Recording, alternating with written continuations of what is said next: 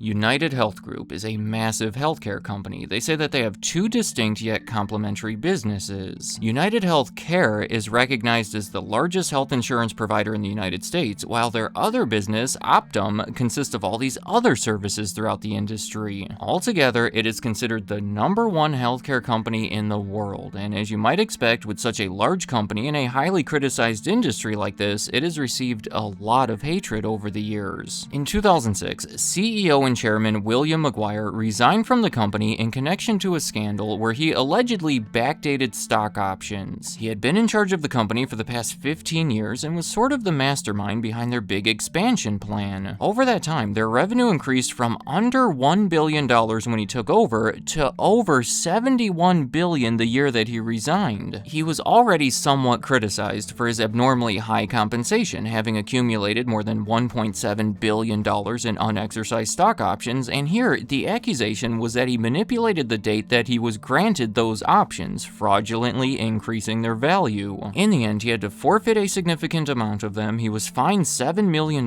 by the SEC, he was banned from serving as an officer or director of a public company for the next decade, and UnitedHealth paid over $900 million to settle class action lawsuits with their shareholders. I would consider this to be a significant scandal and a contributor to their increasingly negative reputation that they were developing. In 2011, I think it's interesting that UnitedHealth was included on Business Insider's list of the 19 most hated companies in America, so what I'm trying to convey here is that the animosity is nothing new. However, it has been reaching all-time highs. Over the past few years, UnitedHealth has easily been among the most hated companies out there, and considering I have a series on this channel where I explore some of the most overwhelmingly hated companies, I figured UnitedHealth would be a perfect subject for it. To be clear, the disclaimer is that I am not trying to make you dislike them or convince you of anything really, I am simply identifying what I believe to be 5 of the main sources behind that hatred. Starting off the list with maybe the most impactful reason, simply being too big. I know that graph I showed earlier made it seem like UnitedHealth was reaching incredible heights in 2006, but in the almost 2 decades since William McGuire left, it has continued growing at what some would consider to be an alarming rate. In fact, $400 billion in revenue places UnitedHealth at number 3 on the Fortune 500 list. The concern, really, for any company that reaches this level is that they become too powerful and potentially controlling. I mean, just looking at the other companies near the top of that list, they are also not exactly the most widely beloved. But keep in mind that UnitedHealth operates in a high-stakes business, and because their actions could have life-threatening consequences, people tend to be more passionate about it. They got to this size through multi-billion-dollar acquisitions that scaled its health insurance business, along with various other acquisitions, like in 2017, for example, when they spent $2.3 billion to buy a chain of 200 outpatient surgery centers. It would be exhausting to highlight all of their major deals, but some of them have been challenged by the Department of Justice for antitrust concerns, notably their $13 billion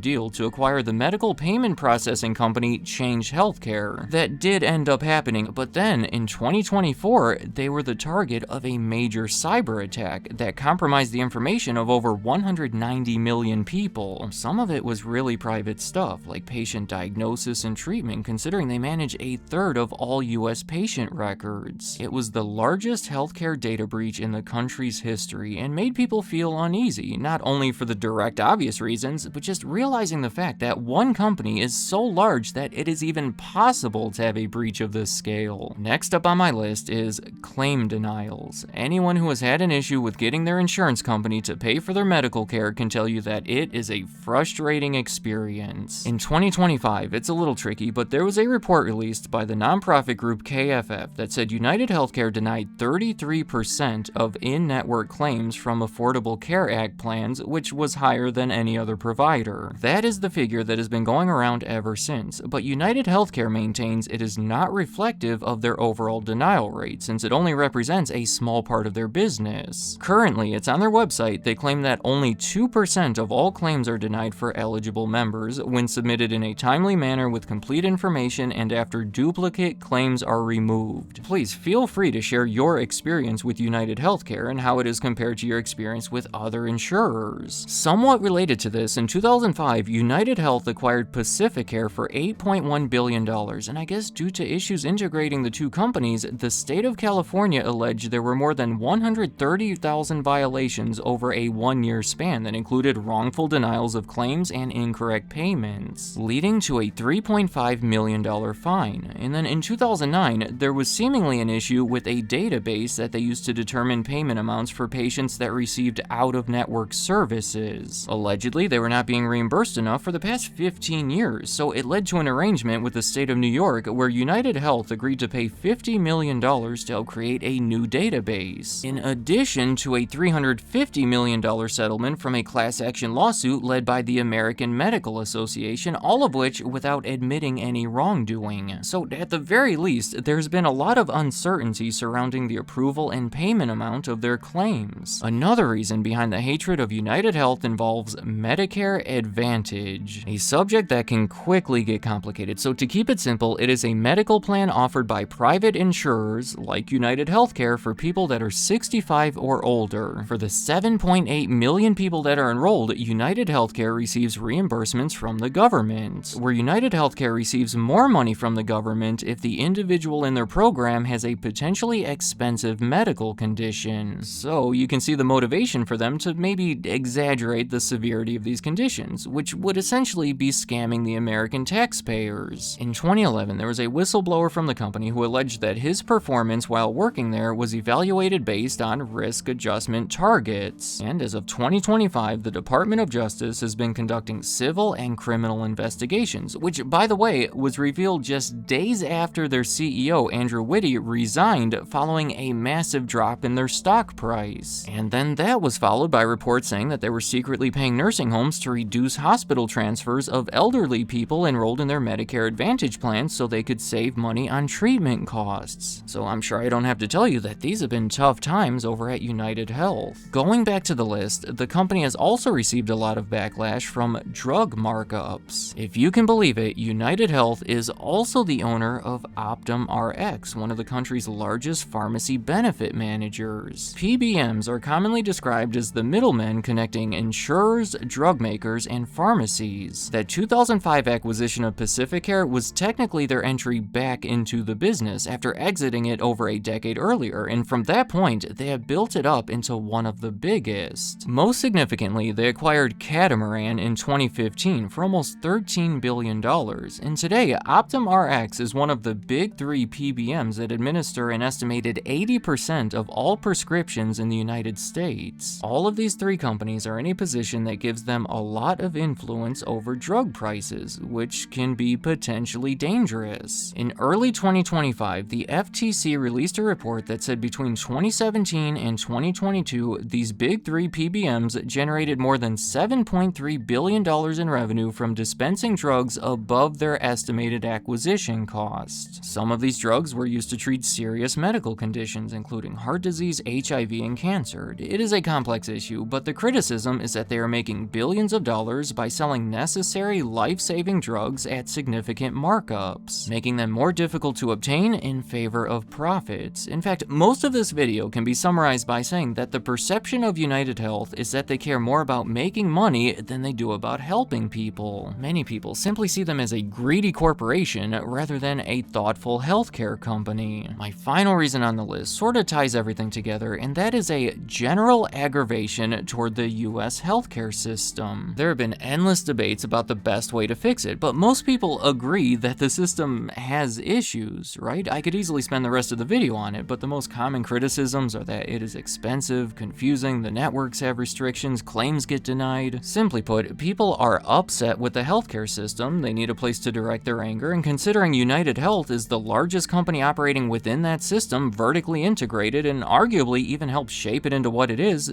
they are the perfect target. Very much like how Grand Theft Auto became the ultimate example of video game violence during those debates in the early 2000s, UnitedHealth has become the ultimate ultimate example during recent healthcare debates. In December of 2024, the head of UnitedHealthcare, Brian Thompson, was shot and killed. It is believed that the motivation behind the killing was basically an aggravation with the US healthcare industry, and following the incident, some people have expressed support for the alleged killer based on similar beliefs. But just to be clear, that is not the right way to go about it. Look, this is a dark and polarizing subject that I would very much like to move on from. I only mention it here because it might just be the best example of how UnitedHealth has come to represent an entire industry that can be so passionately disliked. So anyone who dislikes the overall industry is probably not a big fan of UnitedHealth. Let me know in the comments, what are your thoughts about UnitedHealth? Do you believe that they provide important medical services and scaling to this size has allowed them to do it more effectively? Or do you believe it is an irresponsible, even dangerous company that deserves all the hatred? Again, I would be very interested to hear about any experiences you may have had with them, good or bad, and how they compare to other healthcare companies. Also, do you agree with the reasons on my list, or do you think something should be added or subtracted from it? It is a complex topic that I tried to keep as objective and simple as possible, so feel free to express your thoughts and expand on it. I realize that people get understandably passionate about this sort of thing, so please just try to keep it cool, and any other thoughts you have about UnitedHealth, leave them in the comments. I'd like to hear what you have to say.